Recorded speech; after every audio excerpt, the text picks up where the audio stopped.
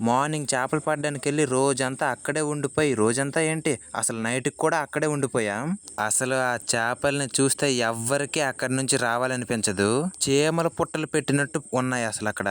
1, 2, 3 అసలు లెక్క పెట్టడానికి లెక్క కూడా సరిపోవు. ఫోన్ తో వీడియో తీసానంటే మీరే అర్థం చేసుకోండి అసలు అక్కడ ఎన్ని ఉన్నాయో. అసలు చేప ఊజులో పడుతుంటే మనం మాటల్లో చెప్పలేం, అంత కిక్కిస్తుంది. ఇక ఫైనల్ గా వస్తే మాకు ఈ చేపలు అయితే దొరికాయి. ఇవే కాదండి ఇంకా ఉన్నాయి, చూపిస్తా. ఇదిగోండి, ఇది అసలైన నాటు సరుకు అంటే. వీటిని సవడ్లు అని పిలుస్తారు మా సైడ్. ఇందులో ఉన్నవన్నీ పిత్త పెరుగులు, అవన్నీ చాలా చిన్న చేపలు అవి.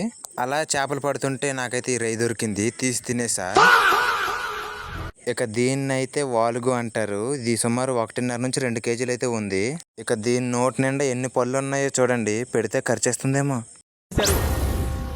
ఏం మాట్లాడుతున్నావురా, నరాలు కట్ అయిపోయింది. అదే చేయి పెడితే ఖర్చేస్తుంది కదా మరి.